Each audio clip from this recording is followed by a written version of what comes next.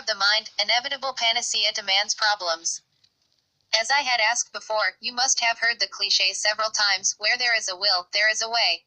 If you don't know it, I wish to let you know now that it is a fundamental statement of life by which any desire, whether good or bad, could be achieved.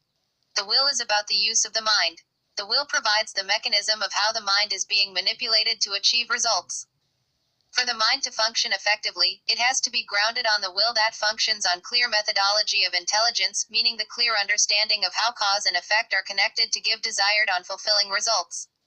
The cardinal importance of the will, incidentally enough, as I had previously mentioned, is highlighted in the teaching of some revered religious personalities. Actually, the tenet of Islam is submission to the will of God, and Jesus in his Lord's prayers said, "Thy will be done on earth as it is in heaven."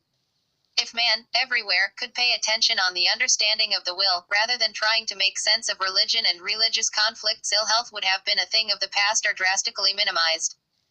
This is because the mind would have been properly focused to know what kind of relationship he has with God, and would have known that that relationship is in the proper understanding of the functions of the will both for man and for God. Then, that statement that man is made in the image of God according to the scriptures will be fully appreciated. When Jesus said, "Father, not my will, but your will," the implication of this is that both man and God have will power.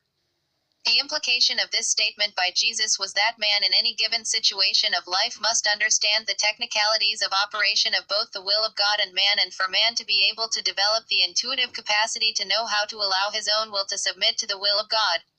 This simply was what Muhammad came about to establish as the fundamental truth of religion, which he called Islam, and which he explained as submission to the will of God. According to him, Islam is the only true of religion that binds all humanity.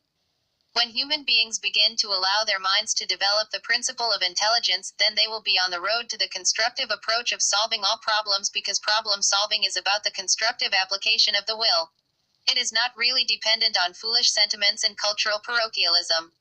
It is a scientific, and true scientific approach to anything is about the application of intelligence in its understanding it.